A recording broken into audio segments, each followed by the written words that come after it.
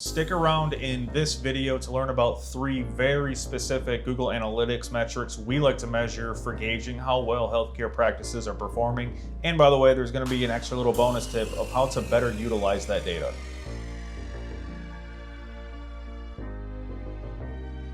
Point number 1 is kind of the most critical, is conversions. Conversions boils down to goals in Google Analytics. This could be elements like people clicking on a tappable number for your phone number on a mobile device, which brings it up in their phone dialer. It could be someone filling out your contact form and hitting a thank you page. It could be a user downloading an offer like a PDF of how to care for their condition. All of these elements should be tracked in Google Analytics. It's very important to gauge every month where you're gaining traction, where users are coming through to your site and converting. Point number 2 is about engagement. This boils down to the statistics like bounce rate, session duration, average number of pages per session, exit rate. These are all things we like to consider and review when it comes to how people are interacting with your site. It's important to gauge bounce rate because this is an indication that users are hitting one page and then leaving without taking another action on your site. Exit rate is a great outline of what pages users are instantly leaving once they're done browsing your site. Session duration, of course, is important to understand how much time users are spending on average on your site. And pages per session is really an average total of how many pages per session or how many pages during a regular visit does a user spend when they come to your site. All of these items are little indications of how people are perceiving each page, how people are utilizing your website. Maybe we're not able to get them the answer they need fast enough and the session duration's too low. Maybe we have a certain page we anticipate will take the user 3 minutes to read through and users are leaving in just 30 seconds. It's a good indication again that we've got a bounce rate issue and need to address the content and design of that particular page.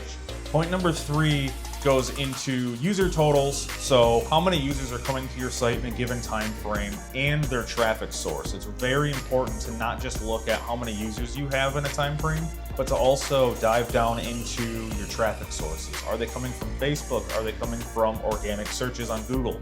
Are they coming from paid ad campaigns? It's important to break each one of those down, which is why I want to make sure you understand the importance of the scope of utilizing traffic sources in your data. Analytics allows you to even create segments, which comes into my final bonus tip of how you can further segment and truly understand in your data how you can customize your date ranges and narrow down to your specific region. The last tip, a bonus tip here, is about understanding and segmenting down your data. So analytics offers a great solution where instead of viewing how users across the globe interacted with your site, you can segment that down from all users to, say, California specifically. You can go deeper even to specific cities. You can segment it down to different regions to understand how users most relevant to you are interacting with your website. Along with that, we like to manipulate the date range.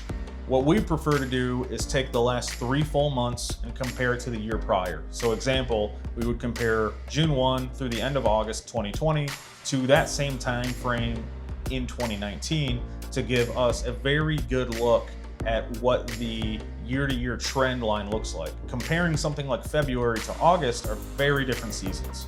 They're different seasons, causing users to act very differently in what they're looking for in healthcare. So that's again where we recommend in pulling your own reports, compare year over year to the same date lines and segment your data down to your specific region to have the most accurate look at users that are most interested in interacting with your practice and even coming in for a consultation.